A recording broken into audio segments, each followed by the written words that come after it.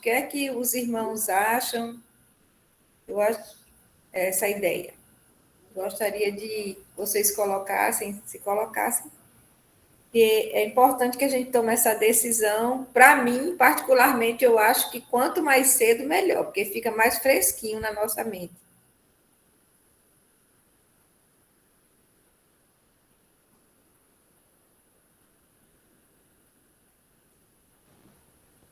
Irmã Zélia, vamos fazer o seguinte, para ficar um negócio registrado melhor, apesar de estar gravando, vamos Sim, pedir para que todo mundo que seja favorável bote o sim no chat, porque aí o chat a gente grava e salva, e a senhora já pode fazer a estatística lá de quem disse sim, quem disse não. tá certo. Se a gente tiver mais de 50% de pessoas dizendo sim, então a gente vai acatar, tá certo? Ok. Porque é para que senão nunca a gente vai ter 100%. Em todas as decisões é muito difícil a gente ter 100% concordando. E aí a gente vai escutando, e se tivermos pelo menos 50% mais um, a gente faz a nossa avaliação no domingo de amanhã às 8. Ok?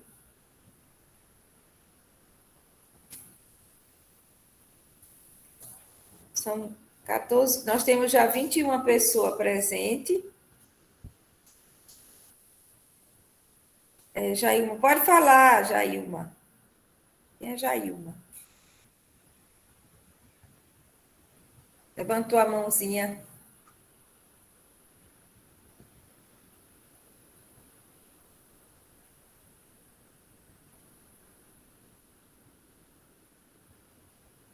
Fala, irmã. Ou foi por um acaso? Irmã Jaelma, Sim. o microfone dela está fechado. Estou vendo. Agora levantou a mão, né, para falar. Você quer falar, irmã? Seu microfone está desligado. Ela disse que foi sem querer, irmã. Foi sem Ah, querer. entendi. Foi sem querer. Tá, joia. Bom, o pastor Abel já está aí, não é? Eu vi que ele estava. Nós vamos orar, já são 14 horas e 3 minutos. E a gente vai orar para iniciar a nossa aula de hoje, e vai ser a última aula desse módulo. E eu vou pedir ao irmão Santini, que está aqui conosco, chegou bem cedo hoje na aula, fico muito feliz com isso. E para que ele ore pedindo a Deus a direção, pedindo a Deus dê sabedoria ao pastor Abel, e que também nos dê sabedoria para compreender esse conteúdo da aula de hoje. Pode orar, irmão. Ok, minha irmã. Soberano Deus, eterno Pai, nós te agradecemos por esta oportunidade de estar conversando contigo.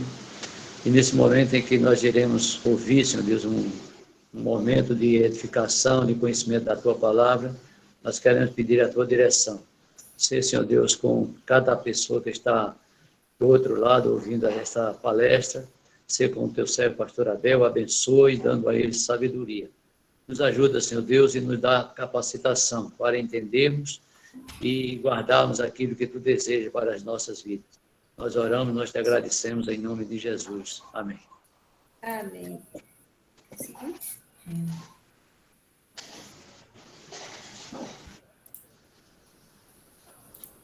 Pastor Abel, a palavra é sua, pode iniciar. Amém. Graças, Pai, irmãos. Amém. Boa tarde a todos. Espero que hoje dê para a gente trabalhar, né? Semana passada a gente teve uma crisezinha de tosse que deu trabalho, né? Mas, se Deus quiser, hoje vai estar tranquilo, né? Vamos estar tranquilos com relação a isso, tá? Nós estávamos falando na semana passada, né? A gente até interrompeu, só dar uma leve lembrança sobre as dificuldades que a igreja teve, inclusive foram os motivos pelos quais a igreja precisou formalizar um cânon, né? No princípio da igreja, você vai ver por exemplo, até o apóstolo Paulo falar, né? Aliás, Pedro, falar das cartas de Paulo e dizerem que elas eram escrituras, ou colocar elas no mesmo livro da escritura sagrada. Né? Mas não existia até aquele momento um cânon fechado na igreja. Você não tinha ainda a ideia de que havia um cânon para a igreja e deveria ser seguido por toda a igreja.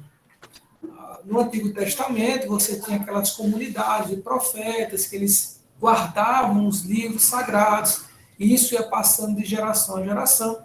Mas com a relação ao Novo Testamento, você não tinha isso. Israel, como nação, ela estava reclusa ao seu local de origem. A igreja cristã, por outro lado, ela ganhou o mundo inteiro. Então, como ela foi ao mundo inteiro, o evangelho foi ao mundo inteiro e os livros foram junto com as pessoas. Só que em determinado local ou em outro local existia uma predileção por alguns livros e outro por outros. Inclusive, há livros que não chegaram ao nosso cânon porque não foram considerados como canônicos e outros foram considerados como canônicos, por mais que houvesse alguma disputa com relação a esses livros em especial. Então, você tem aí, dentro do começo da igreja, essa ideia de que precisava se formar um cânon, mas isso até que demorou um certo tempo. Né?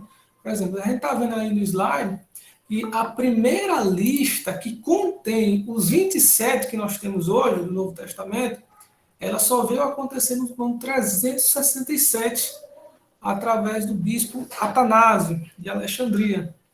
Então, até aí você, veja, quase 400 anos de igreja e você ainda não tinha uma formação oficial do cânon. E o primeiro concílio eclesiástico que vai dar essa formação de fato, ela só vai acontecer em 397 em Cartago. Então, é aí que a igreja de fato define os livros que vão ser, vão ficar no nosso cânon. Tá? Então, por que isso aconteceu, ou por que eles tiveram essa necessidade, a gente falou um pouco na semana passada de dois grupos em especial. O grupo dos marcionitas, que vinha aí de Marcião. O Marcião tinha uma ideia, ele era um gnóstico, né? Ele tinha uma ideia do gnosticismo. O gnosticismo era uma corrente teológica dentro do cristianismo que fazia oposição ao cristianismo ortodoxo. E o gnosticismo ele defendia a ideia de que a matéria era má. Então, Jesus ele não poderia ter vindo em carne, porque se ele viesse em carne, ele teria vindo numa substância má. Então, ele só aparentou vir em carne. Né? E aí, essa ideia vai ser combatida por João, né? Tanto no Evangelho quanto nas cartas, quando ele diz que aquele que não vem em carne é o anticristo. Então, ele está se referindo à doutrina gnóstica. Então, Marcião, ele tem essa concepção do gnosticismo, e aí ele tenta trazer a ideia de que o Deus cristão do Novo Testamento não é o Deus do Antigo Testamento. E ali ele define alguns livros para ser considerado por ele, por canônico. Veja, quem primeiro defendeu essa tese de cânon para os livros do Novo Testamento foi o herege, não foi nem a igreja, o herege, e defendeu, na concepção dele, 10 cartas paulinas, não todas, mas 10 cartas. Ele retira ali as cartas pastorais, de 1 Timóteo, 2 Timóteo, Tito, Filemão, e uma versão de Lucas, mas cheio de cortes que pudessem, de fato, comprometer a teoria dele, a doutrina que ele estava pregando. Então, Marcião ele tinha uma visão super elevada de Paulo, a mesma chegar ao ponto da idolatria. Né? O outro conflito que você tinha dentro da Igreja de Cristo, veja, era para você ter algum livro canônico. O outro era para você ter um limite para canonizar. Não era tudo que se chegava na igreja que poderia ser considerado de fato palavra de Deus. Tá? Então, havia um grupo também nesses primeiros séculos chamado de montanismo. E a ideia do montanismo, ela é uma ideia muito similar às igrejas pentecostais hoje. Eles acreditavam numa palavra revelada, eles acreditavam em revelações através do êxtase, eles entravam em estado de êxtase e ali faziam pronunciamentos, e dentro desse pronunciamento se diziam ser de fato a palavra de Deus. Então, de certa forma, o cânon ou a palavra divina não estava fechada para esse grupo. Pelo contrário, sempre que Deus se revelasse, ou supostamente se revelasse através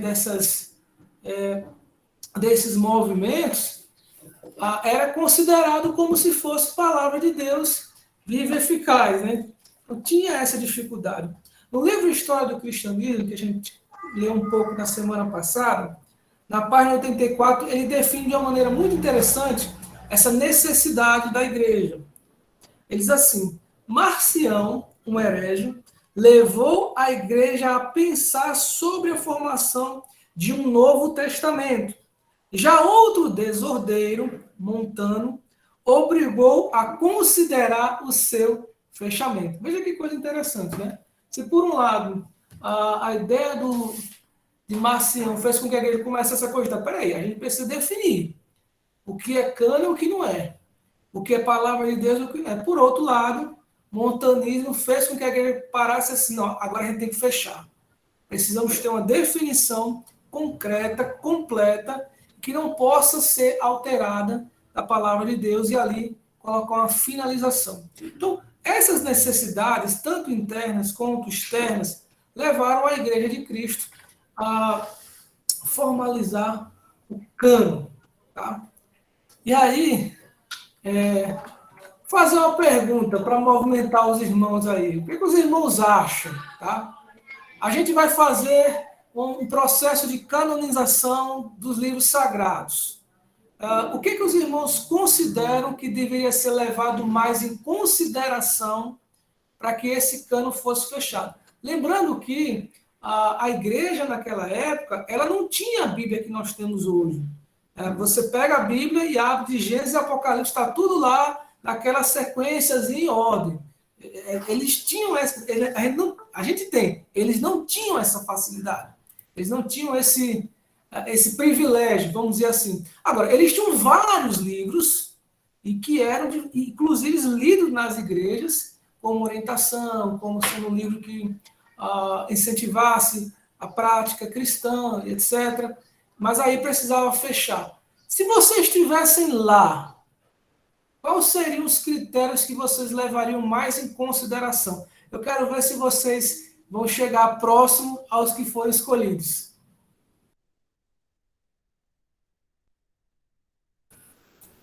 Que mostrasse maior revelação de Deus.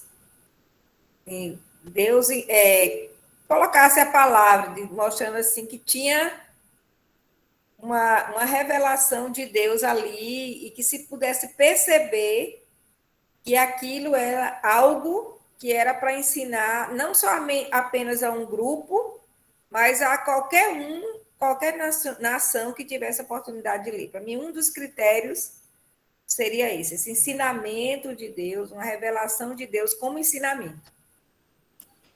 Mas você acha que esse critério não é muito subjetivo, não?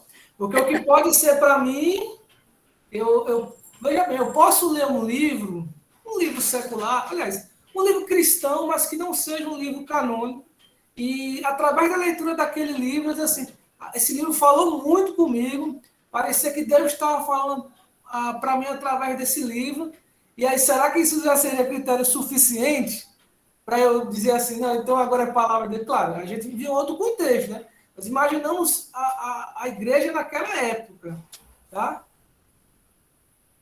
Uhum, pode ser. Vamos ver os irmãos aí. Natália Lira levantou a mão, aí depois juntas falam. Fazer aí característica principal, que falasse da vontade de Deus, as profecias sobre o Messias e orientação para o povo, né? Como agir.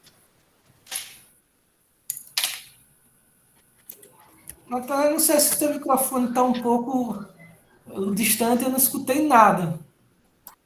Ficou melhor assim?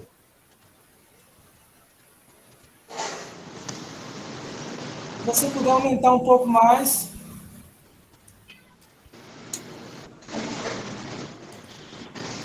Tá melhor? Melhorou um pouquinho. Já dá para ouvir.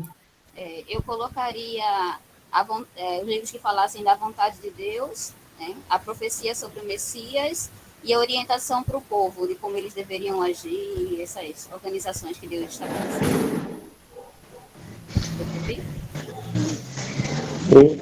Ô, pastor, Oi. eu fiquei sempre, desde a lição anterior, que o senhor falou a respeito desse cano, eu fiquei a pensar nas pessoas que se reuniam para esse fim, né? E aí o senhor falando assim que Marcião, um herege, dentro desse contexto aí. Aí eu vejo assim, que o Kenner, eu comparo que o Kenner eram pessoas religiosas, pessoas que queriam algo mais definitivo. E aí a gente vê que eu estou pensando em Kenner como se fosse o Supremo Tribunal hoje aí, né? Já pensou essas pessoas participando da escolha de um livro sagrado, de uma coisa que fosse realmente mais definitiva? Então, eu vejo assim que parece que existia sempre a esquerda e a direita querendo puxar ou dar suas opiniões que não era direcionada por Deus. E aí, por isso que esse tempo todo para se definir uma coisa correta, né? Não tenha dúvidas que houve, de fato, houve conflitos, né? Houve uma discussão até que se chegasse a uma definição. Houve livros, né, que eram muito respeitados pela igreja, mas assim, mais em algumas localidades e que acabaram não entrando. A gente vai falar um pouco sobre alguns deles aqui. Por exemplo, o Didaquê. Esse Didaquê foi um livro que quase entrou na Bíblia, se a gente pode dizer assim, tá? Nesses termos, né? É claro que houve esse conflito, tá? Mas a gente entende que a providência de Deus guiou a igreja, mesmo com esses contratempos, a se chegar a esse denominador comum. Mas falar de Marcião, mas Marcião ele foi considerado como herege, ele não participa dessa formação, tá? Marcião ficou para trás, ele não participa mais. Comentando um pouquinho a fala de Natália, ficou muito baixo o som, mas ainda para escutar algumas questões aí, né? Então, veja bem, quando a gente fala sobre algumas questões na igreja, né? E falou, por exemplo, em orientações, né? Mas nem toda orientação que é colocada, vamos dizer assim, por exemplo, o Didaquê é um livro de orientação, puramente orientação. Ele não foi levado ao cano. Tá? E algumas passagens proféticas, inclusive alguns apocalipses, entre aspas, também não foram levados. Então, esse critério, ele fica um pouco dificultoso, porque a gente tem uma certa dificuldade em levar a critério algumas questões que podem ser, de fato, muito subjetivas. Haveria de ter alguns critérios que fossem, de fato, objetivos para levar à formação do cano. Jonas também levantou a mão, não sei se ele ainda está por aí. Pode falar. Pastor, eu assim entendo que a questão da prova documental e a sincronia com os livros do Antigo Testamento, como se fosse uma sequência. Eu acho que eles levaram também isso em consideração. O que você considera como prova documental? Os livros que foram citados no Novo Testamento referente aos documentos que comprovaram os livros do Antigo Testamento. Questão do Torá, as referências, como se fosse uma continuidade, uma sincronia. Veja, a gente está falando da formação do cânon do Novo Testamento. Sim, tá? sim. Aí o que acontece aí? O Novo Testamento, dificilmente ele vai citar ele mesmo. Então, essa citação fica um pouco mais dificultosa, porque Pedro ele já chega a falar em um momento, né, das cartas de Paulo, né, que tinha os ensinos e tal, mas é muito superficial e é muito complicado, porque ainda estão sendo escritos. Então, para citar o que está sendo escrito naquele momento, fica um pouco difícil. Né? Mas um outro quesito que você falou, eu achei interessante. Agora, eu acabei esquecendo. Você falou duas coisas. Prova documental e a outra qual era? E a sincronia com o Antigo Testamento, como se fosse uma sequência, uma revelação, uma tradução ou uma explicação do Antigo Testamento para aquele momento, ou para o tempo de hoje. Perfeito. E aí não só com com o Antigo Testamento, mas com o Novo Testamento também. Essa sincronia, e a gente poderia dizer doutrinária, porque a ideia do cânon, ela também tem que passar pela ideia de que o texto bíblico não pode se contradizer. Então, levando aí até por um critério de entendimento, o texto precisava confirmar ele mesmo. Então, se era um trecho que ia de encontro ao que estava sendo escrito na palavra de Deus, ele deveria ser rejeitado. Mas e aí? Fora essas questões já levantadas, irmãos, tem mais alguma?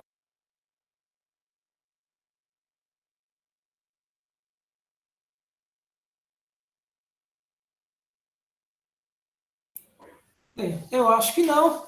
Vamos ver aqui no slide, né? O que foi colocado aqui. Primeiro critério para a canonização, origem apostólica.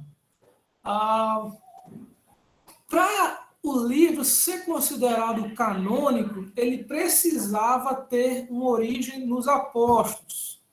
Mas aí você vai dizer, sim, mas e Marcos, e Lucas, e Atos, né? Eles não foram escritos por apóstolos, né? Foram escritos por outras pessoas. Mas o que a igreja entendeu ali?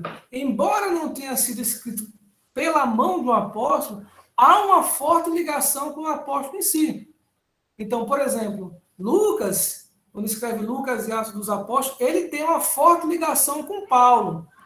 Então, a autoridade de Paulo é que levou à canonização de Lucas e Atos. E no caso de Marcos, é a proximidade de Marcos com Pedro. Inclusive, alguns teólogos chamam o evangelho de Marcos, de fato, do evangelho de Pedro. Né? Seria a coletânea das memórias de Pedro escritas por Marcos. Então, todos os livros do Novo Testamento, eles possuem essa origem apostólica. E aí, por isso, eles são considerados canonizados, né? O que não acontece no Antigo Testamento, que alguns livros são praticamente ou totalmente de autoria desconhecidas.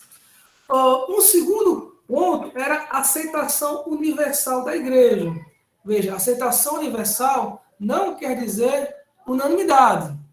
Não é que toda a igreja concordou com todos os livros. Não, não é isso.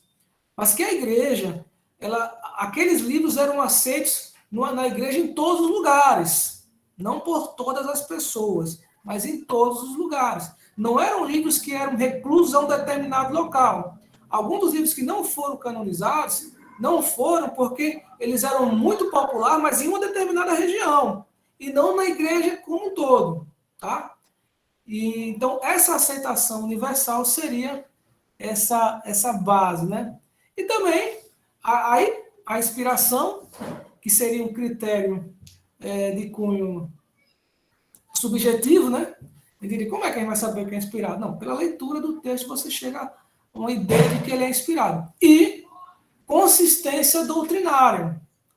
Ele precisa estar, como a gente falou agora há pouco, como Jonas, a gente precisa, os livros do Novo Testamento precisam estar fazendo um conjunto, um complemento, não brigando um com o outro, mas se autocompletando. Então, esses critérios aí, esses 3 critérios, foram os critérios bases para a formação do cânon. Aí a pergunta, vocês conseguem prever ou pensar aí em algum desses livros que não tenham esses critérios? dos 27 livros, tem algum que parece não ter algum desses critérios? O livro de Hebreus? Quer dizer, sim ou não, né? O livro de Hebreus, ele é o único livro do Novo Testamento do qual nós consideramos como um autor desconhecido, né? Aí, a questão é por que que ele entrou no Novo Testamento, né? O livro de Hebreus, ele entra no Novo Testamento por conta de que a igreja, ela considerava que Paulo havia sido o escritor daquela carta aos Hebreus. Por essa consideração, a igreja levou isso em consideração e acabou canonizando. A igreja oriental sempre ratificou. Foi Paulo que escreveu Hebreus. A igreja ocidental, ela sempre teve dúvidas com relação à autoria. Tá? Muito se fala em vários autores que poderiam ter escrito o livro de Hebreus. Barnabé, Apolo, enfim, outro apóstolo, né? Ou qualquer outra pessoa. Mas, de modo geral, a igreja ela entende que seja Paulo. Né? Eu, particularmente, eu acredito que se não foi Paulo, pode ter sido um outro personagem chamado Clemente de Roma.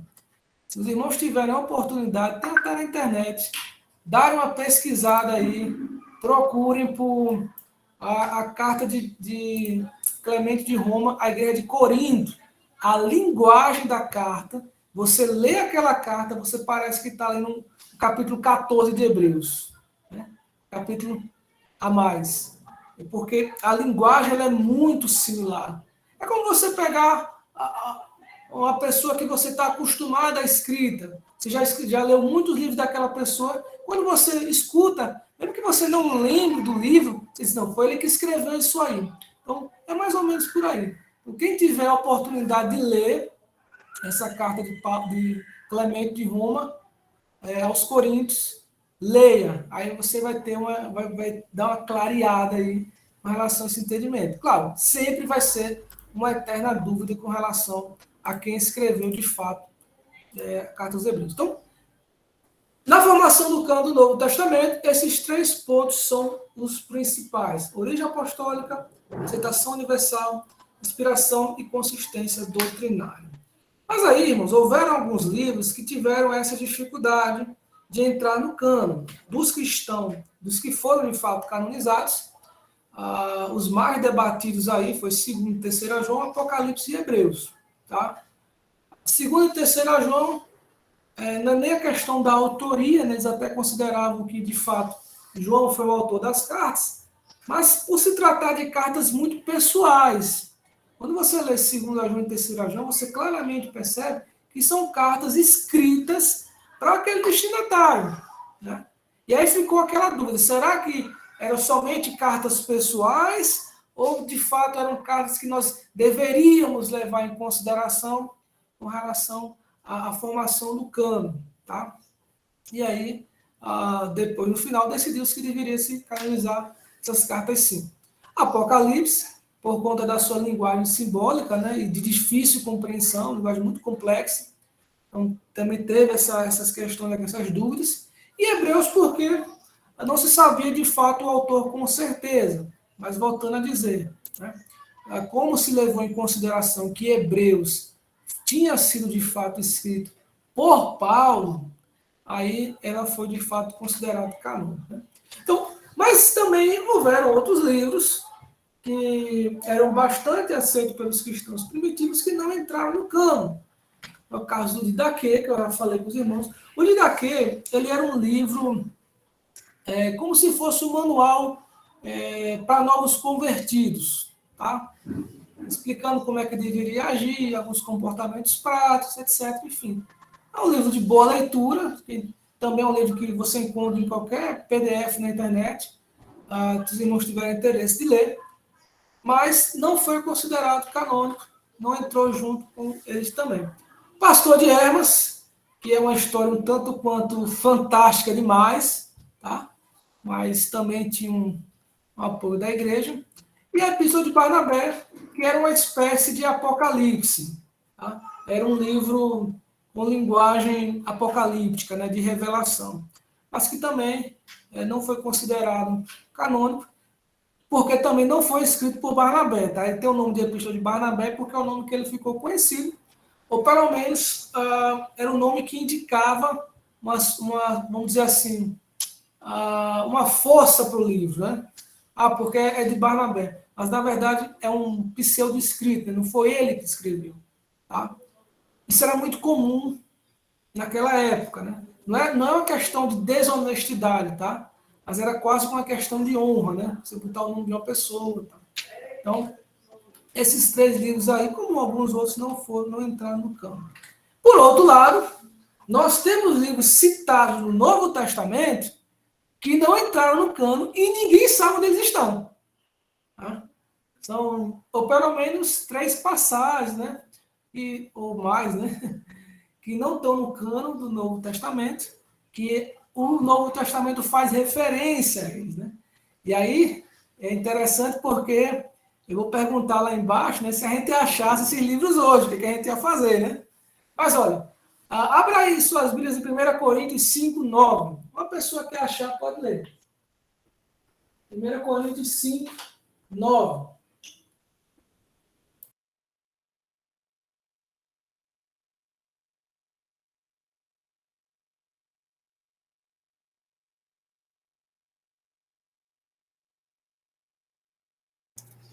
Na outra carta, já escrevi a vocês que não se associasse com os impuros.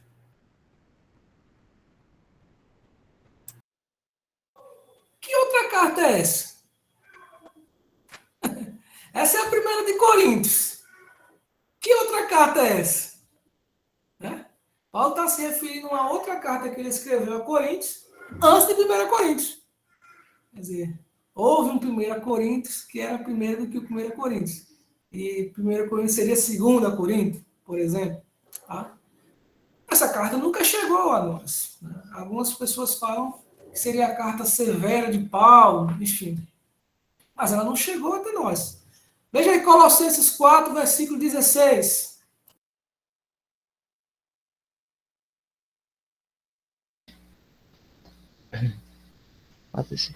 E uma vez lida esta epístola perante vós, providenciai porque que seja também lida na igreja do Laodicenses e dos Laodiceias, lede-a igualmente perante vós. Perfeito. Onde está essa carta de Paulo escrita à igreja de Laodiceia? Nem sabe. Né? É outra carta que Paulo escreveu, mas que não chegou até nós. Algumas pessoas acreditam que a carta de Laodiceia é de fato a carta de Efésios, né? Mas não há comprovação sobre esse aspecto. Né? 2 pessoas abrem aí, uma em João 21, 25 e outra em Atos 20, 35.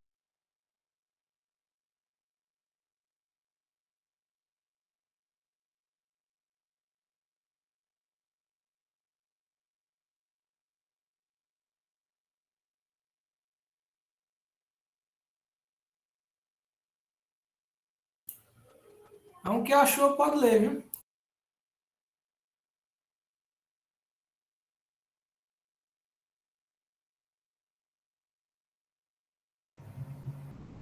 João 21, 25.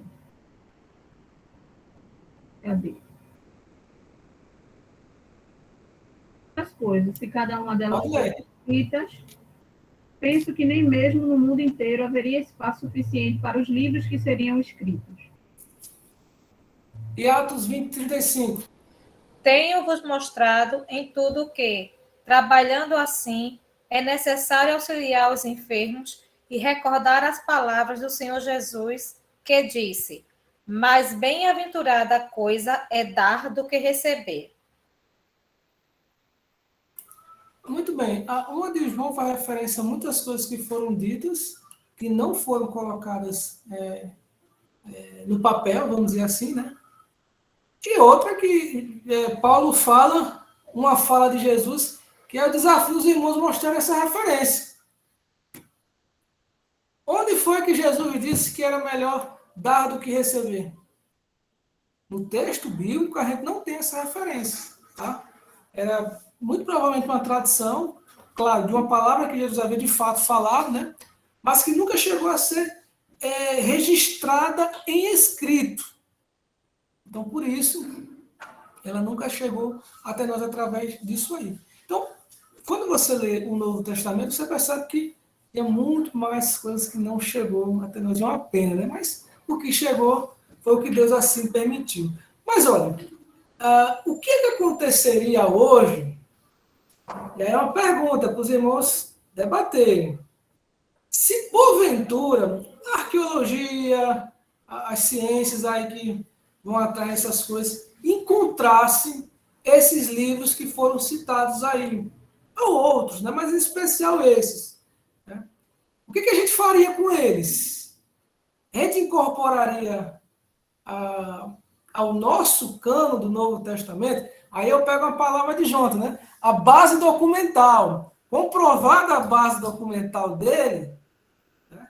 De que eles de fato são de autoria dos apóstolos, que são essas cartas citadas, e aí a gente canoniza eles ou não?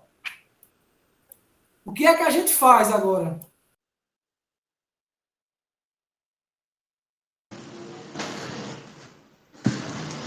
Ô, pastor, eu acho que tudo isso aí depende da fé, né? Como é que está, assim, como nós aceitamos, né? Talvez seja a tradição, os ensinamentos que nós recebemos, ou a palavra. Mas aí, assim, pela fé, está centralizada naquele que é a rocha, Jesus Cristo. Então, assim, a gente vê que a Bíblia ela converge para o autor e consumador da nossa fé, Jesus Cristo. Então, na minha opinião, se aparecesse algum livro que fosse a carta de Barnabé, porque eu considero Barnabé um Paulo também, porque ele foi o pai de Paulo, tá certo? Ele quem levou Paulo a ter um conhecimento e experiência mais perto assim da Igreja de Cristo. Então, isso aí agora, para mim, não ia muito abalar, porque eu já estava, minha fé já estava firmada naquele que é o autor. Então, não ia alterar. Agora, para muitos, iria se basear, porque era a mesma coisa se alguém chegasse aqui e encontrasse na sepultura um corpo e dissesse, olha, esse corpo aqui é do DNA, e o DNA disse que foi de Jesus, tá certo? Vamos pensar assim. Então, como nossa fé iria reagir, né? Então, eu vejo que, para muitos, vai depender do que você pensa realmente, se sua fé está afirmada cristocêntrica mesmo. É a minha opinião. Não, perfeito, né? E a questão disso aí, né? Se nós já dizemos que a Bíblia é completa, né? Não há o que acrescentar. E a ideia que a gente tem é basicamente o seguinte: nós cremos na providência de Deus, na história, né? Isso é um fator importante. Se nós cremos nessa providência, nós cremos que Deus conduziu a Bíblia, né, durante todos esses séculos, até hoje, para que nós tivéssemos toda a palavra de Deus conforme a sua vontade. Tá? Então, se esses livros não chegaram até nós na formação do cânon, é porque Deus não queria que eles fizessem parte, e também porque eles não são inspirados.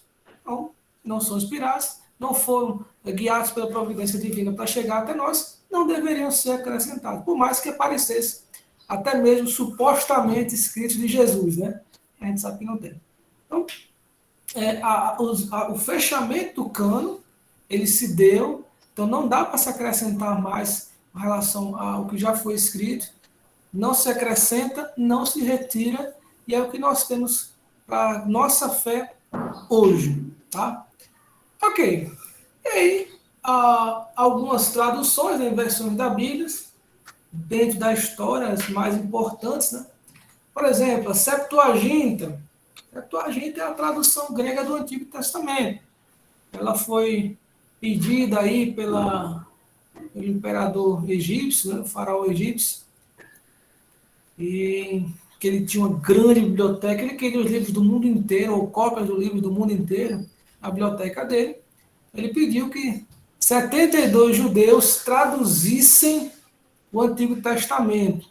Segundo a história ou a lenda, cada um fez sua tradução do Antigo Testamento, e quando fizeram a comparação delas, elas estavam iguais, né? Quer dizer, isso aí é o composto lenda, mas e ficou. A Septuaginta, inclusive, era possivelmente a Bíblia que os discípulos de Jesus, o próprio Jesus, o apóstolo Paulo, é o que eles tinham acesso. Seria essa tradução grega, tá? Muito mais, talvez, que a própria tradução hebraica. Depois veio mais para frente a Vulgata, de Jerônimo, que virou a tradução sacra da Igreja Católica, né? Aquela feita no latim, tinha no Antigo e Novo Testamento, e acabou sendo uma tradução considerada a oficial da Igreja. Depois, na Reforma, veio a tradução de Lutero, uma grande contribuição para a Igreja Alemã, e depois a tradução de John Wycliffe para o inglês, né? Então, tem a de Lutero e a de John Wycliffe, elas foram baseadas na Vulgata, não era uma tradução original. Para voltar ao original, temos a Bíblia de Genebra, que até tem uma Bíblia com o nome dela, né, aí para vender, mas a tradução, ela é só os comentários, né? Mas a Bíblia mesmo de Genebra, ela foi trazida do hebraico e do grego, e também a Bíblia King James, que foi patrocinada pelo rei Tiago I da Inglaterra, também é considerada uma das Bíblias mais importantes em língua inglesa, né? E só para os irmãos terem uma ideia, né? Não se preocupe, eu não vou perguntar o nome de cada Bíblia dessa na prova, não, tá? É só para os irmãos terem uma noção das principais Bíblias. Pelo menos essas aqui, tá? Essas aqui são mais gerais, né? Mas no Brasil aí já é diferente, tá? Veja, até o final do século XVI, a gente não tinha ainda nenhuma tradução da Bíblia para o português, tá? Então, a gente tinha outras traduções, mas na língua português, Portugal, né?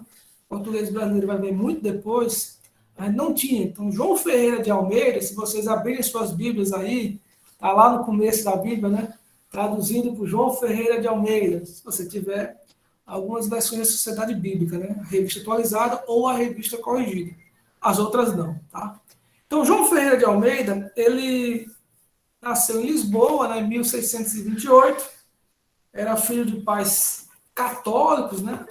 Mas aí acaba se convertendo ao protestantismo, né? E aí é ordenado pastor em 1656, tá?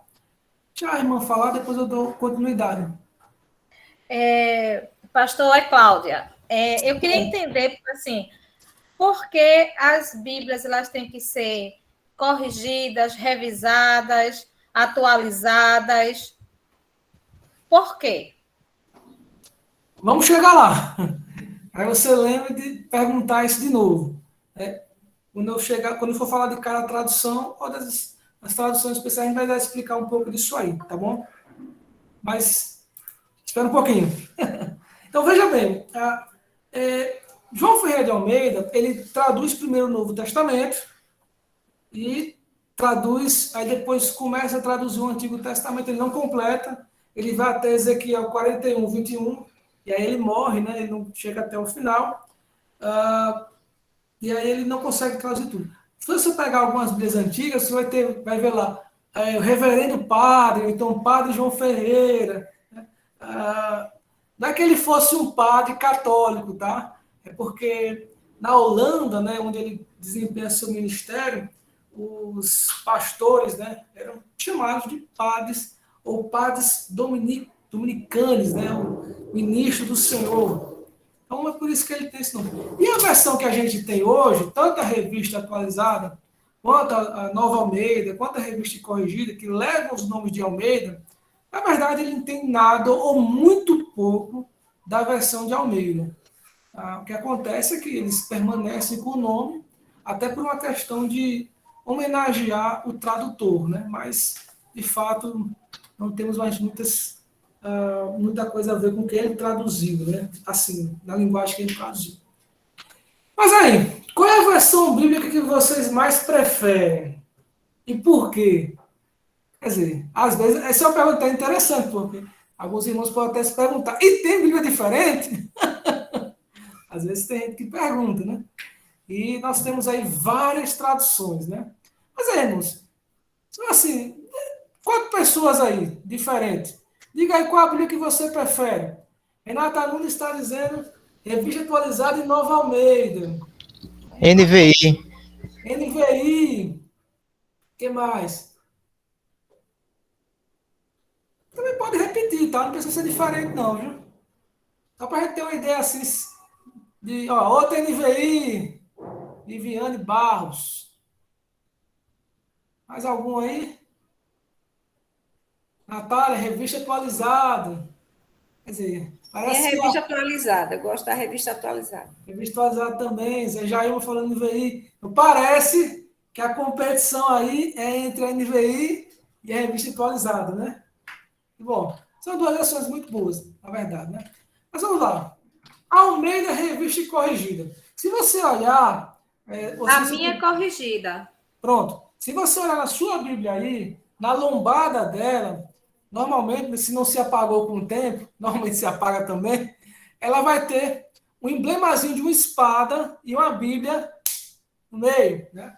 Esse é o emblema da revista e corrigida. Todas as Bíblias corrigidas vão ter esse emblema, né?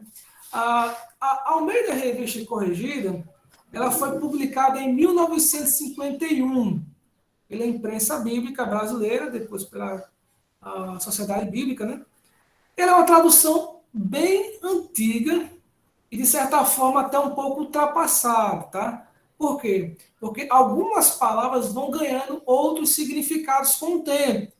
Então, por exemplo, a Revista e Corrigida, ela vai preferir utilizar o termo línguas estranhas, tá? Que em 1950 nós tínhamos um entendimento e hoje nós temos outro. Porque a tradução para nós hoje seria outros idiomas.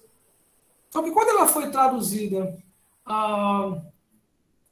em 1951, a edição é 2009, né? Porque é a edição que eles sempre reimprimem. Não vai deixar de ter essa...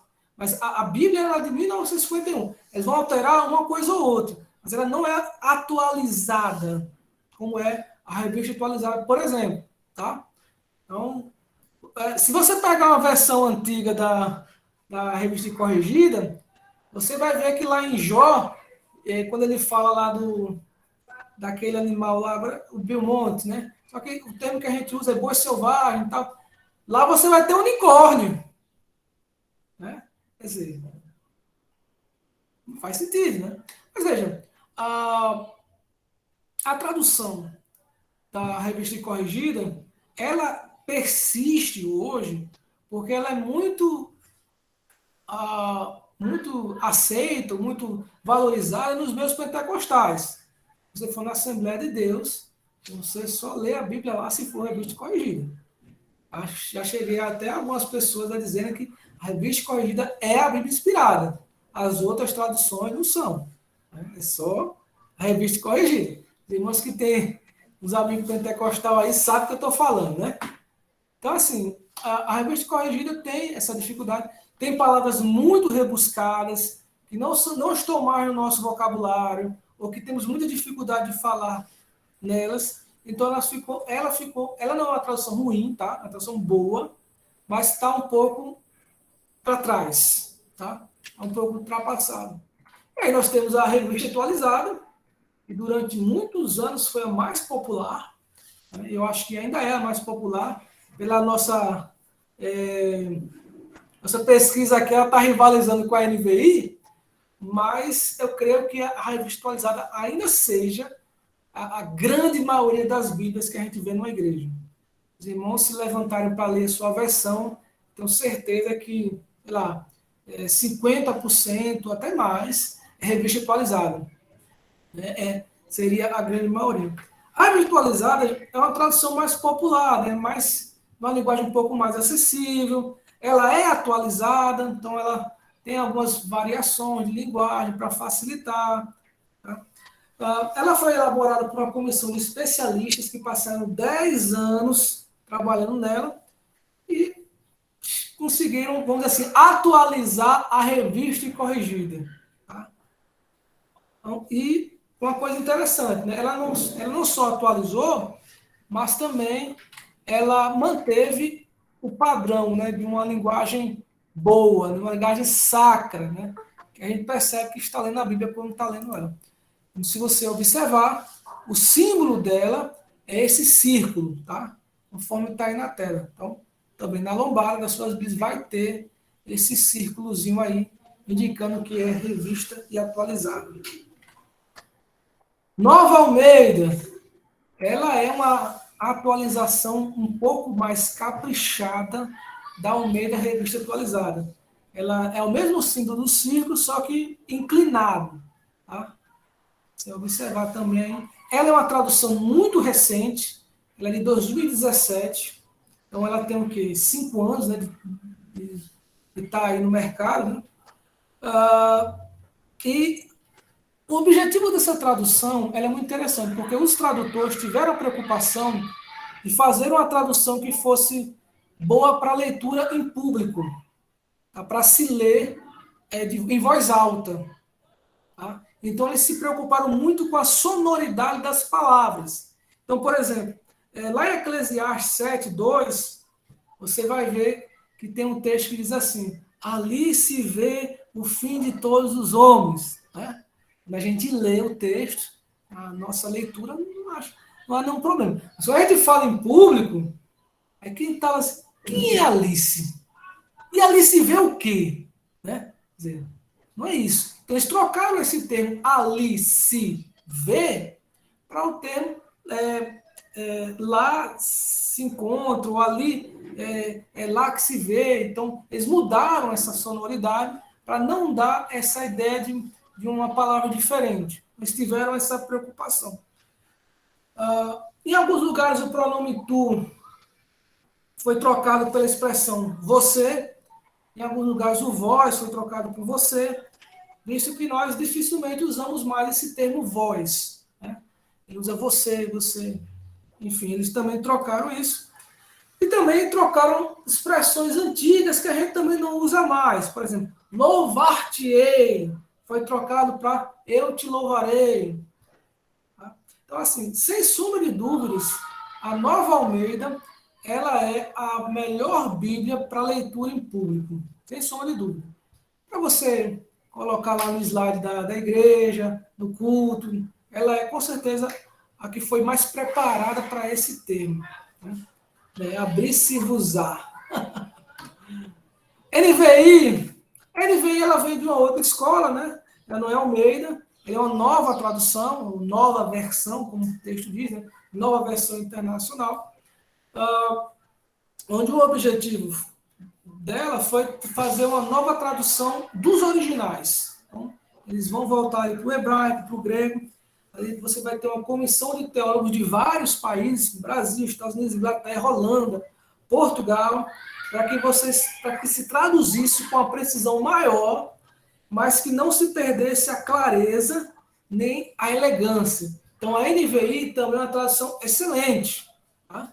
Uma tradução muito boa, tem esses critérios também. A NTLH, que é a nova tradução linguagem de hoje, essa é interessante, porque tem muita gente que torce o nariz para ela. Viu? Ela é uma tradução com uma linguagem muito simplória, e às vezes parece até ofensivo, por tão simples que é, uma coisa que é sagrada, né? Mas o objetivo dela é que essa é uma tradução voltada para o evangelismo, para que fosse pregado de uma linguagem mais simples. Então, às vezes, a linguagem que você tem no texto bíblico é fácil para você que tem já essa vivência. A gente vive num ambiente evangélico. E aí a gente já tem essa linguagem que já está mais próxima a nós. Mas a nova tradução linguagem de hoje, ela vai atrás das pessoas que não tiveram esse acesso ao texto bíblico, não tem essa proximidade. Tá? Então, Eles fizeram uma linguagem muito fácil, muito simples, e voltaram para expor. Agora, o interessante é que eles pegaram o nível educacional médio do brasileiro para poder fazer uma tradução que se espelhasse ou para suprir essa necessidade. Não é uma Bíblia boa para você estar pregando no púlpito, para você estar fazendo leitura do texto bíblico. Não é. Mas é uma Bíblia excelente para se levar para fazer um evangelismo. Tá? O objetivo dela é diferente. E, por fim, né, quer dizer, existem muitas outras, tá? Mas eu estou só citando aqui algumas principais que a gente tem mais acesso. A Bíblia de Jerusalém, que é uma tradução da Igreja Católica. Embora seja da Igreja Católica, ela teve o apoio também de alguns evangélicos para a tradução dela. Então, foi meio que uma operação colegiada aí, tá? Não foi só da Igreja Católica, não. Teve também um pouco da Igreja Evangélica. E uma tradução também muito boa, com certeza a melhor tradução da Igreja Católica é a Bíblia de Jerusalém. É interessante se os irmãos tiverem também condição de ter, porque ela é uma tradução boa. E também tem os apócrifos, tá? Então, assim, nós temos aí essas 6 ou muito mais, né? Temos a Nova Versão Transformadora, a Almeida Corrigida Fiel, a Almeida Corrigida Clássica, enfim, existem muitas outras traduções, tá? Mas aí, a dúvida comum, eu acho que, se for bem isso que a irmã perguntou, mas por que existem diferentes versões? Baseado em tudo que eu disse aqui, no que foi apresentado, por que os irmãos acham que há essas tão variadas versões da Bíblia Sagrada?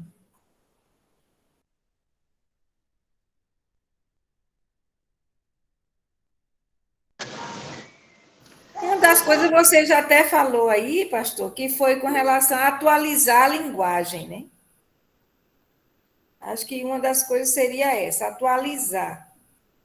E outra que você colocou logo no final, que não seria assim, para usar para pregar, mas ela é excelente para evangelizar. Então, talvez seja nesse sentido, ter uma especificidade de usar a Bíblia para um determinado objetivo, como foi o caso dessa penúltima, que eu já não gravei mais o nome. Tenho que depois ficar relendo tudo. Mas seria voltada para evangelismo. Bom, essas são algumas das opiniões. Deixa o restante falar. Certo. Cláudia? Eu acho que no caso, houve tantas atualizações para ficar mais compreensível para o nosso entendimento, né? Trazer, como a irmã Zé falou, uma linguagem mais clara para que a gente pudesse entender. O que eu fiquei agora um pouco assim, sem entender direito, é porque a mesma não pode ser para o púlpito, se também no púlpito está sendo evangelizada as pessoas que foram lá buscar a palavra, buscar um conforto, buscar consolo, né? Aí eu não entendi muito, se serve para evangelizar fora, por que não para o púlpito? Se também no púlpito é um meio de evangelizar também aquelas pessoas que estão vindo de fora. Perfeito. Pergunta muito boa. O que acontece aí, né? A linguagem da linguagem de hoje, ela tem algumas dificuldades. Primeiro, ela não é uma linguagem sacra. Então, no ambiente de culto, ela meio que fica um pouco desconexa, tá? com a realidade. Segundo, as pessoas que estão sendo evangelizadas, elas também precisam ter um contato com a linguagem que seja mais, não só próxima a ela, mas também que seja mais... não fique só no básico, ele possa ir um pouco mais adiante. Então, essa linguagem da Nova Almeida, por exemplo, ela é uma linguagem muito fácil de entender, mas ela não perde sua capacidade de se expressar em público. Já a linguagem de hoje, ela é mais para um contato pessoal mesmo, chegar, conversar com as pessoas e explicar a elas de uma maneira mais simples e mais clara, tá? Então, e com essas atualizações, pastor, não corre o risco de sair de um ponto ou outro, fugir um pouco da essência do sacro, não? Repita a pergunta que eu não entendi. Tá. Nessas atualizações, no intuito de trazer a palavra mais compreensiva para o nosso entendimento, não corre o risco de um ponto ou outro da Bíblia sair um pouco do contexto ou do que realmente a Bíblia está passando, não? Veja, nenhuma tradução ela é perfeita, tá? Não existe traduções perfeitas. Você vai ter traduções que apresentam algumas dificuldades, tá? Por exemplo, algumas Bíblias traduzem Hades como inferno. Algumas traduções traduzem Hades como inferno. Só que Hades não é inferno. Você está entendendo? Mas, pelo entendimento, acaba se traduzindo dessa forma. Assim, existem falhas humanas. Não é que as nossas traduções não sejam boas, elas são excelentes. Mas são homens que estão traduzindo. E por ser homens que estão traduzindo, vai haver um momento ou outro em que ele vai ter que optar por uma palavra ou outra. E talvez a palavra que ele optar, ela vai estar diretamente ligada à questão da sua cosmovisão doutrinária. Ele opta por um ou por outro. Mas isso aí foge um pouco a gente. Não tem como a gente, vamos dizer assim, cravar isso aí. Mas isso não interfere na doutrina em si, porque a doutrina permanece, ela tem anos de história, né? Agora, uma palavra ou outra, uma variação ou outra, não é coisa de outro mundo, não, tá? É normal a gente ter uma variação de uma palavra ou outra entre uma tradução e outra, tá bom? O pastor, também, assim, a gente, por um motivo de ter várias traduções, talvez não vá dar margem para as pessoas aceitarem toda a Bíblia Sagrada sendo como se fosse a verdade, né? Por exemplo, a Bíblia do Testemunho de Jeová, que tem algumas mudanças, né? A Bíblia que foi feita agora pela LGBT, sei lá, o nome assim. E aí omitiram, mudaram as palavras, e aí não dá margem para um neófito na fé achar que toda a Bíblia é igual e não vai atrapalhar aí o meio de campo. Veja, essas que eu citei, elas são traduções, e no caso específico da NTLH, ela não é bem uma tradução, ela está mais no contexto de uma versão, né? Mas não é uma tradução. Por quê? Tradução é traduzir. É você pegar as palavras para o significado daquilo ali, traduzir. A versão, ela vai deixar mais próximo do objetivo desejado. Então, a NTLH, que é a nova tradução de linguagem de hoje, ela não vai trazer uma tradução literal do texto, mas ela vai pegar o texto que está ali e nos dar uma compreensão daquele texto no nosso texto. Tanto se você tiver acesso a uma nova tradução de linguagem de hoje aí na sua mão, você vai perceber que em alguns versículos, você vai ter 2 ou 3 versículos no mesmo versículo. Ela não faz a mesma separação de ser versículo por versículo, como é a nossa, ou as outras, vamos dizer assim, né?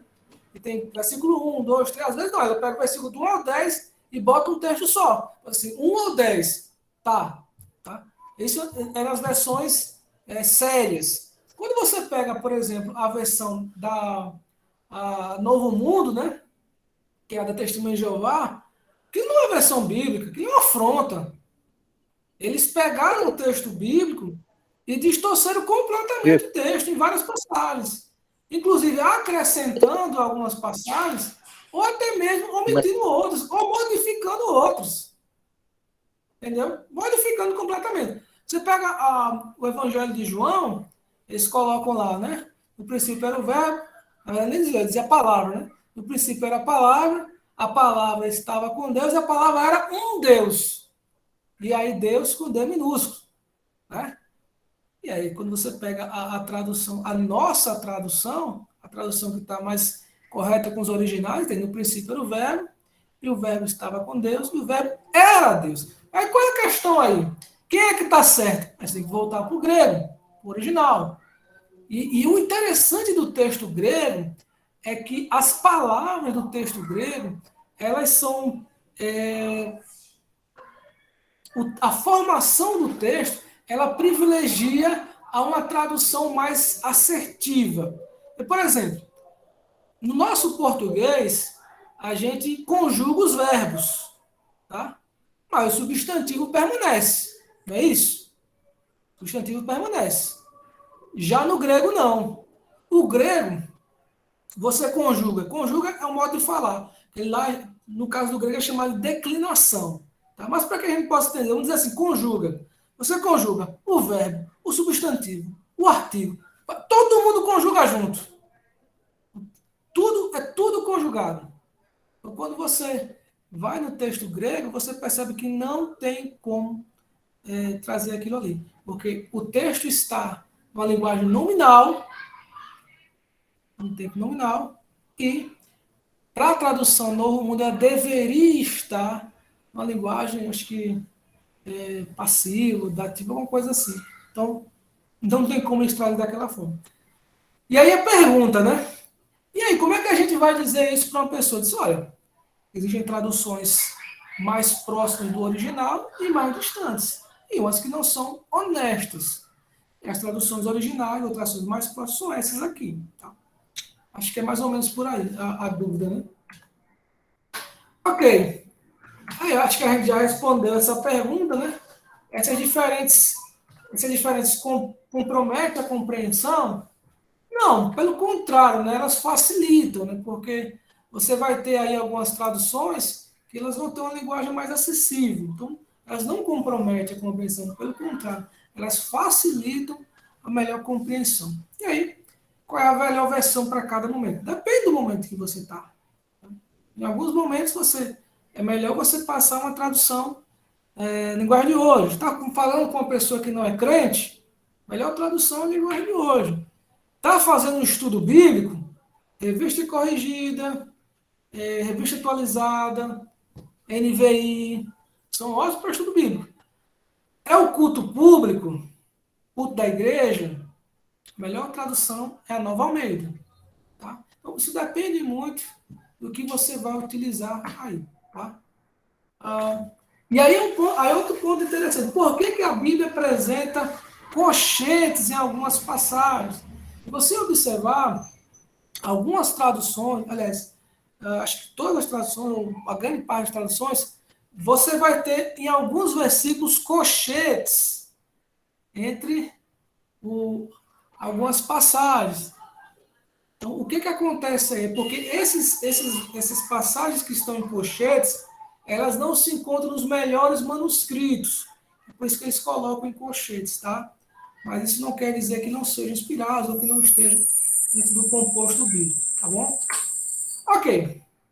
Mas até aí, alguma dúvida, irmãos? Tudo ok? Estão vivos ainda? Só colocando aqui, nas normas da ABNT, quando você falou em colchete, aí me reportei as normas da ABNT. Quando a gente usa o colchete, é para mostrar que, por exemplo, a gente vai escrever um artigo e pega a citação de alguém e a gente quer complementar alguma coisa daquela citação, mas não é daquele autor, é nossa. Aí a gente coloca entre colchete e aí dá a entender de que não é daquele autor, mas é nossa. Aí é mais ou menos isso aí, talvez, que você colocou, que não é igual a ABNT, mas dando talvez uma explicação para aquilo, seria uma explicação? Não, olhe bem, a passagem colchetes, ela significa que, embora ela seja amplamente aceita no texto bíblico, ela não é, de fato, ela não estava nos principais manuscritos. Ela não é encontrar aquele trecho ali, ou aquela palavra, às vezes, por exemplo, onde Jesus diz assim, e essa carta não sai a não ser com oração e jejum, ou jejum e oração, né? Aí jejum está em colchetes. Quer dizer, embora seja amplamente aceito que Jesus falou aquilo ali, a palavra jejum não se encontra nos melhores manuscritos. Tá? E você vai ter... Porque, veja, o texto bíblico, A gente não pegou o manuscrito, traduziu, agora a gente tem a Bíblia. Não é assim que funciona. Tá? A gente tem vários textos, entre esses textos que são melhores que outros, vamos dizer assim, tá? E aí a gente faz uma tradução baseada neles. Não é nele, é neles. E aí, algumas passagens você não vai encontrar nos melhores manuscritos. Então, não é que não façam parte do original, podem até fazer, tá? Mas não estão nos manuscritos que a gente considera melhores ou mais confiáveis. Existem muitas passagens nesse sentido, né? Passagens grandes mesmo. Por exemplo, na moça que é pega em adultério, João 8, tem Bíblias que nem essa passagem tem. Pra você tem uma ideia. Eu já vi uma Bíblia uma vez, a Bíblia textual, ela não tem essa passagem, porque ela não considera que faz parte do texto bíblico. Em alguns manuscritos, essa passagem se encontra no Evangelho de Lucas, por exemplo. Tá? Então, essa questão dos colchetes é só para definir, para quando você estiver lendo, né, saber, esse versículo em especial, ou essa palavra em especial, não se encontra nos melhores manuscritos. Tá bom? E aí, como é que você se prepara para estudar a Bíblia, né? Estamos estudando a Bíblia, né? Mas a sua leitura pessoal, o seu estudo pessoal, né? Isso é importante também. Porque a Bíblia não é um livro comum, um livro qualquer que a gente chega, lê e bota na estante, enfim. Não é como os outros demais livros, pelo contrário. É um livro sagrado, é a palavra de Deus e há muito de especial na leitura dela. Então, também nós precisamos se preparar para a leitura do texto bíblico. Mas Samuel 3, versículo 9 a 10, Samuel demonstra ali uma posição de humildade, né? Coração aberto. Falar como o próprio Samuel disse, né? Fala, Senhor, que teu servo ouve. Então, essa posição de humildade diante da palavra de Deus é importante, até para que a gente possa aprender. A própria Bíblia diz que Deus resiste aos soberbos. Então, se você quiser entrar na presença de Deus ou aprender de Deus, já com a ideia de que você já sabe tudo, muito bem, você não vai aprender mais nada, porque você já sabe. Então, acaba-se aí, né? Outra coisa, respeitar o silêncio das Escrituras. Ainda em Deuteronômio 29, Moisés vai dizer assim, né? Vamos abrir, né? Porque de cabeça às vezes fica meio esquisito, né? Deuteronômio 29. E é o que achou, pode ler, viu?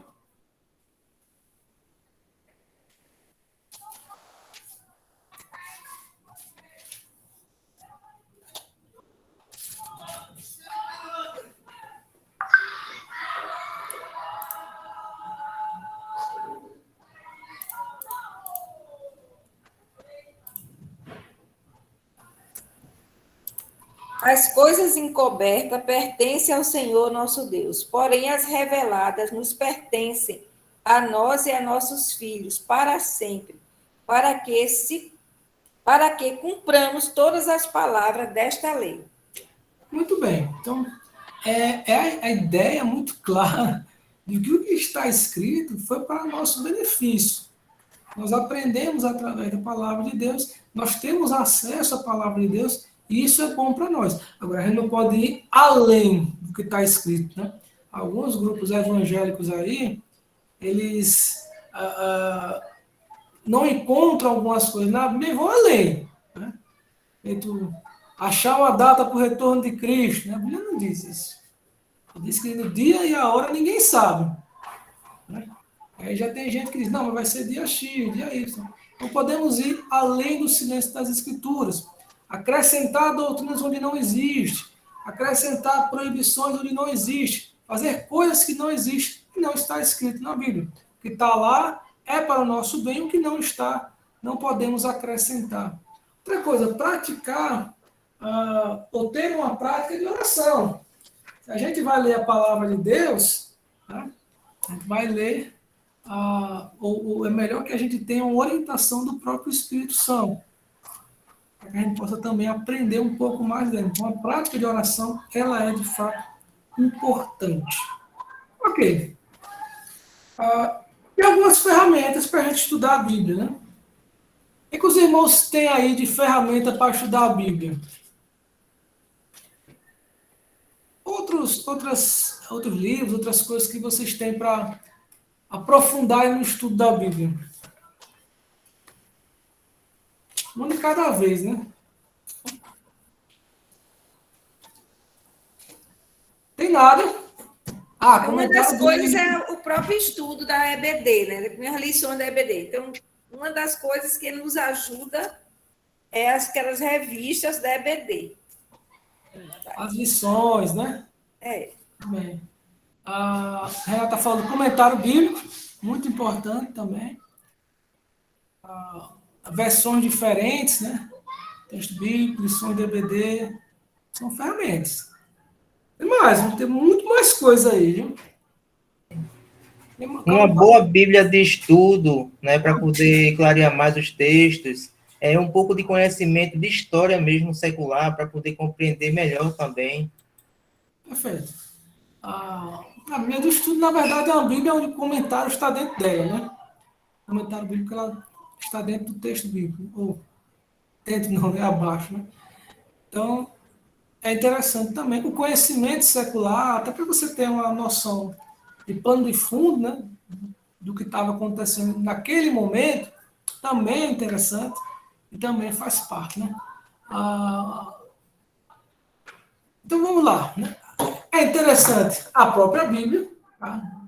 Esse é o fator primordial para estudar a Bíblia, é a própria Bíblia, não partir de outras coisas, né? Chave bíblica.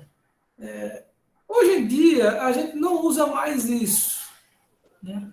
Mas antigamente isso foi um recurso muito importante. Um caderno de anotação, né? Também muito importante.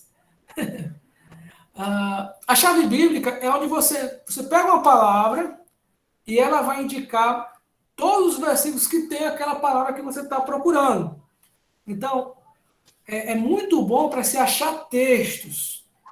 Então, onde fica aquele texto que dizia assim, né? Tal coisa e tal. Aí eu vou lá na chave bíblica, eita, tem esses aqui, eu vou lá e acho. Então, a chave bíblica ela tem esse objetivo.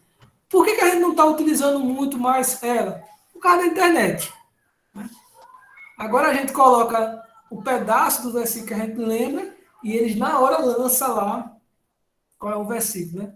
Mas não deixa de ser uma ferramenta que nós podemos utilizar, principalmente quando a internet da Bíblia falhar. Né? Dicionário bíblico, algumas palavras nós às vezes não temos o conhecimento do que é. Então, um dicionário bíblico ela é de fundamental importância. Por exemplo, algum irmão aí sabe o que significa a palavra debalde?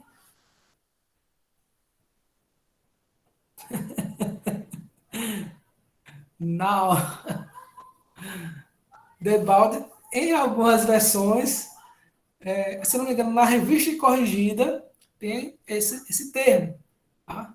Então, em vão, de fato, em vão. A Natália falou. É em vão. Debalde, fazer alguma coisa em vão.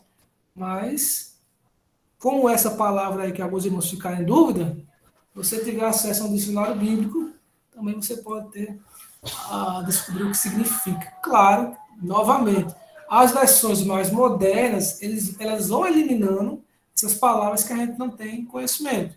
Mas sempre acaba surgindo uma ou outra que a gente vai tendo dificuldade. E também, claro, a internet ajuda bastante a achar o significado delas também. Tá? Atlas e mapas, para você ter uma localização da Palestina. Então, a maioria das Bíblias coloca lá no final alguns mapas, a gente tem uma ideia, né? Porque tem uma noção de onde o povo de Israel estava, ou como é que funcionavam as guerras e tudo mais. Né? Então, os Atlas, eles entram nessa perspectiva. Livros de história, como o irmão falou, o livro de história para a gente ter uma noção da história secular e acabar encaixando com a história de Israel. Então, saber por que alguns eventos estavam acontecendo em Israel através da história. Então, quando a gente lê a história, você acaba sabendo disso aí também.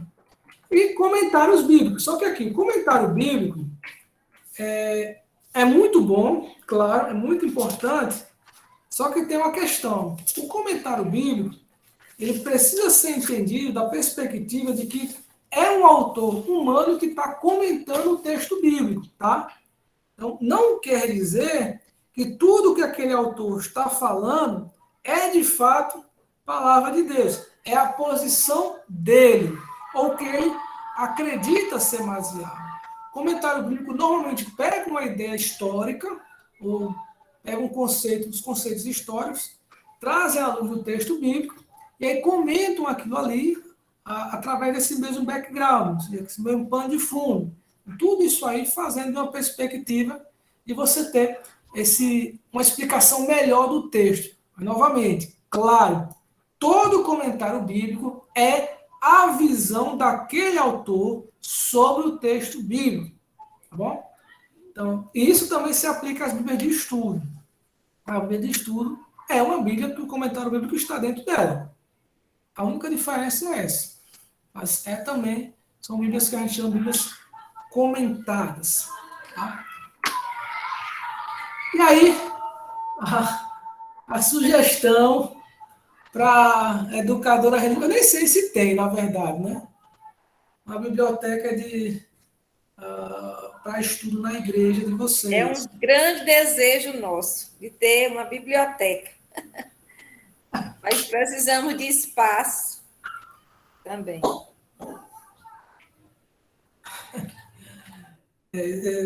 Normalmente sempre tem a questão do espaço, né? Achar uma sala que possa ocupar. Mas é bom, porque muitas vezes um professor de EBD, para ter um acesso a uma dúvida, tirar uma questão, você tem tudo isso aí. Né? Até os irmãos mesmo aprenderam um pouco mais, também ter essa disposição. Né? Aqui na igreja, a biblioteca é a minha, né? Alguns irmãos chegam aqui e pegam um livro emprestado, mas sempre devolvem, tá? Sempre devolvem. Mas a minha biblioteca aqui é a minha mesmo também. Ok, só algumas sugestões para que a gente possa encerrar essa primeira matéria, né? De como a gente estudar a Bíblia de uma maneira mais satisfatória, né? Primeiro, ler o texto. Ler o texto e, às vezes, também ler o texto várias vezes. Até que o texto ele torne-se já mais familiar para nós. Então, começa a ler uma vez, às vezes a gente não consegue extrair tudo que o texto tem. Ler uma vez, 2 vezes, 3 vezes, até que a gente possa ter um entendimento melhor do texto e aí aprender um pouco mais dele. Né? Então, além do que, a leitura em várias versões, ela faz com que a gente possa comparar uma versão da outra e esclarecer, às vezes, alguma coisa que naquela tradução não esteja muito clara, à luz de uma outra tradução que está mais clara. Então, você pode pegar essa leitura em várias versões e lhe auxiliar nesse quesito. Outra coisa, procurar entender o contexto geral. Quem falou, para quem foi dito, em que circunstância foi dito aquelas palavras, qual era o objetivo. Tá? Isso é fundamental. Até para a gente ter uma ideia de que algumas questões podem, por exemplo, ser específicas de um momento. O Paulo, por exemplo, diz, melhor que o homem não se case. Quer dizer, isso é uma lei para todos sempre? Não. Aí Paulo explica por que ele diz isso. Por causa do tempo que estamos vivendo, né? Por causa das dificuldades que estamos vivendo. Ou seja, o contexto. Quem falou? Paulo. Para quem? Para a igreja de Corinto. Em que circunstância? Em um momento em que a igreja padecia algumas dificuldades. Qual era o objetivo? Fazer com que o evangelho pudesse ser melhor pregado. E naquele contexto, talvez fosse mais interessante isso aí. Então, vejam, há uma diferença do que você pegar um texto, isola o texto, diz, olha, foi isso que Paulo disse, ponto final. E de que você analisar à luz do texto bíblico, tá? E do contexto em que ele está inserido. É o que o ditado popular, né? Texto sem contexto vira pretexto, né? É mais ou menos por aí. Observe o tipo de texto que você está estudando. Então, você está estudando uma narrativa. A narrativa tem como objetivo contar uma história, então é factual. Mas você está lendo um texto que é uma parábola. Então, por exemplo, o filho pródigo nunca existiu. Tá? É uma história que Jesus contou. Mas o personagem filho pródigo não era uma história baseada em fatos reais. Não havia um personagem lá que Jesus viu a história dele. Disse, olha, o homem era esse aqui. Não, era uma parábola. Parábolas são parábolas. Narrativas são narrativas. O texto é narrativo. Da mesma forma, linguagem proverbial, são provérbios. Linguagem poética, são poesias. Tudo isso deve ser analisado para que a gente não faça uma interpretação equivocada do texto bíblico. Tá? Então, lá em Salmos, por exemplo, você vai ter um salmo que diz que bem-aventurado aquele que pegar os filhos dos babilônios e jogar ele nas pedras. Né? Quer dizer, isso não é um ensinamento bíblico. Tá? É uma passagem que traz uma indicação, uma expressão poética daquele personagem naquele momento. Então, é interessante fazer essa separação. Tá? Entenda as palavras que você está estudando. Às vezes, o significado da palavra, ela muda todo o contexto do versículo. E para você não entender aquela palavra em específico, ou entender de uma forma errada, você acaba modificando totalmente o texto. Então, você precisa entender as palavras como elas foram escritas. É muito conhecido o caso do... foi até para a internet aí, do pastor que leu no livro de Osés e leu o texto errado, né? Aquele texto que diz, vai e pega e casa com a mulher adúltera, né? Aí ele pegou e leu o texto e disse adultera, né? Quer dizer, não tinha nada a ver. É uma leitura errada do texto e acabou tendo algumas dificuldades com isso, tá? Procure o auxílio de outras passagens. Às vezes a leitura de uma passagem em si não explica claramente uma doutrina. Você precisa pegar outros textos para trazer à luz daquele texto anterior, para que você tenha uma noção mais geral do texto e também possa entender o que o texto está dizendo de fato. Tá? Então, se você pega um texto isolado, fora do contexto, ou somente aquele texto ali, ou um texto difícil, e não traz ele à luz de todo o restante da Bíblia, você também pode ter algumas dificuldades. Outra coisa, estude para conhecer a verdade e não para defender suas crenças pessoais. A gente quer ir para o texto bíblico para encontrar as nossas defesas. Na verdade, o texto bíblico às vezes tem muito mais coisa para nos ensinar. Faça anotações, sempre que achar interessante. E, por fim, a Bíblia não nos dá aquilo que nós queremos, né? Mas aquilo que nós precisamos de fato. Então, a leitura do texto bíblico e de todo o texto bíblico, ela é, de fato, muito importante. Muito bem, irmãos. Nós vamos encerrando aqui a nossa disciplina. Estamos acabando um pouco mais cedo, porque também semana passada a gente deu uma andada, né? Mas aí, alguma dúvida? Alguma questão a apresentar? Temos aqui estudar bastante. É pouca coisa aí. Está muito tranquilo, está muito fácil, inclusive. Então, vai ser uma prova subjetiva ou objetiva? Objetiva, marca X, direto.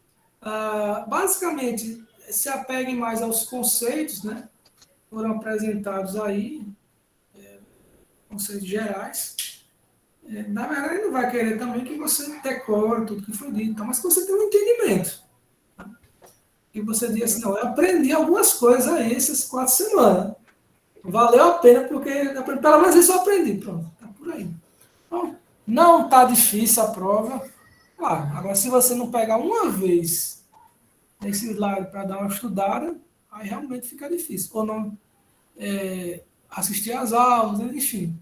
Assistiu às aulas, deu umas 3, 4 lidinhas no slide ali, memorizou, aprendeu, tá tranquilo. Não tá de outro mundo não, viu? Pode ter certeza disso. Não é prova para eliminar ninguém, não.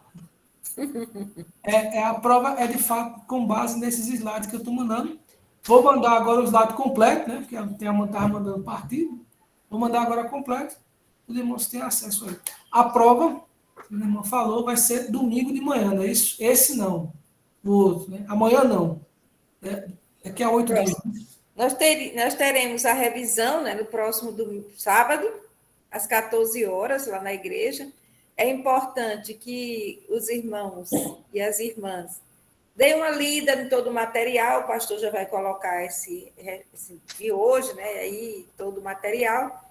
Dê uma lida, porque às vezes quando a gente vai estudar, aí surge a dúvida. Então, vai ser um momento da gente tirar essa dúvida presencialmente com o nosso pastor. E pedimos que ele não vai ter condições de dar tudo lá, mas que ele pegue aqueles pontos mais importantes aí para fazer aquela revisão geral.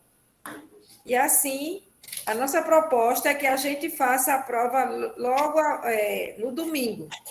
Surgiu aqui também a ideia de se fazer no próprio sábado, após a aula. Eu acho que fica um pouco cansativo, mas estamos abertos a ouvir vocês. Eu estou olhando aqui no chat e praticamente ninguém colocou sim ou não, até porque quando nós colocamos isso, muita gente não tinha entrado ainda, e a gente pediu a opinião dos irmãos quanto ao dia de fazer a prova. Se seria no sábado, no domingo, logo no domingo seguinte. Se a gente deixa para depois, já vai emendar com outros conteúdos que já vai ser da próxima disciplina. Não é isso, pastor? A próxima aula, já, depois dessa que vem, já vai ser nova disciplina, não é isso? Isso, é a revisão, né? Aí a outra aula já é Antigo Testamento 1, né? Que a gente vai estudar o Pentateuco. E aí é bom, inclusive os irmãos vão lendo aí os 5 primeiros livros da Bíblia, né? Tem 2 semanas para ler, de Gênesis a Deuteronômio, tá? Então vão se esforçando aí. Uma leitura dinâmica tem que ser. Eu tive um pastor, o pastor Miquel, ele lia a Bíblia em 3 meses, ele conseguia ler a Bíblia toda, a cada 3 meses. Ele lia, não sei como, né? Então, a Bíblia toda, e aí vamos ver se a gente consegue em 2 semanas ler o Pentateuco. Mas vamos lá. Pronto, então acho que a gente fica acordado para fazer essa prova no domingo, tá certo, meus irmãos? Se alguém tiver alguma dificuldade para isso, aí a gente conversa, mas vamos deixar amarrado para o domingo, dia 13 de março, às 8 horas da manhã, tá certo?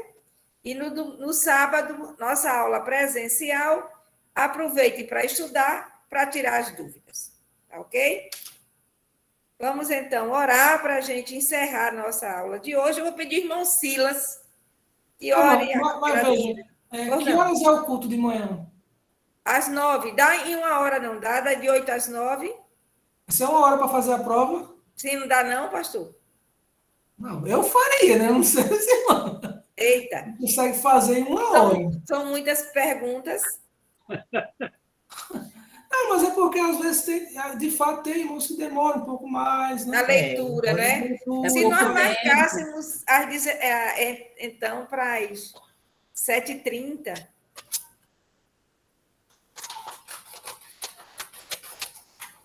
Estão perguntando quantas questões vai ter a prova. 20. Mas são questões diretas. Não tem muito texto, não, tá? 20 questões, marcar X é tranquilo. Tranquilo. É direto, não tem texto grande, né? Naquela texto. Não é prova de Enem, não, viu? É prova direta. Isso é isso, aquilo é aquilo. Pronto. Aí as irmãs vão botando lá. Algumas pessoas estão colocando a possibilidade de ser no próprio sábado, às 16 horas, logo depois da revisão. Outros colocam que no domingo é melhor. Bom, é complicado.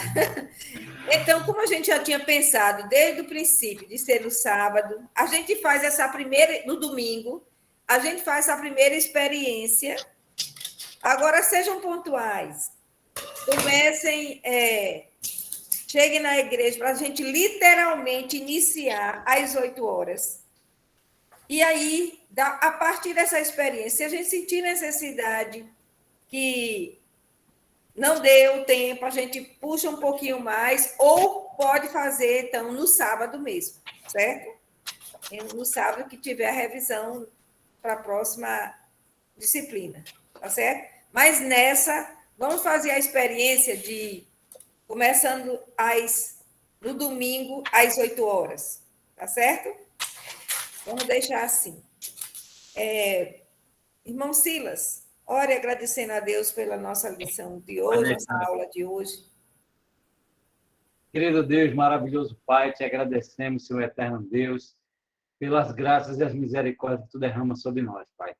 Te agradecemos, amado Deus, pela vida do pastor Abel, Senhor, pela sua recuperação. Abre o nosso entendimento, amado Pai, para que todo conhecimento, Senhor, venha e fique retido, amado Pai, para que possamos levar aqueles que não conhecem a tua palavra, Senhor. Fica conosco, amado Pai, dá-nos uma semana de paz, debaixo da tua misericórdia e graça. Em nome do teu Filho Jesus, te agradecemos, hoje e para todos sempre. Amém, Senhor. Amém.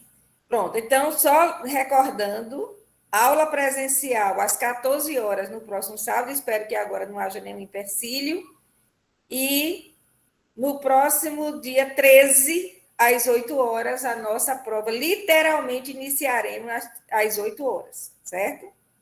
Obrigada, pastor, obrigada aos irmãos, e até amanhã aos irmãos aí na EBD, no culto.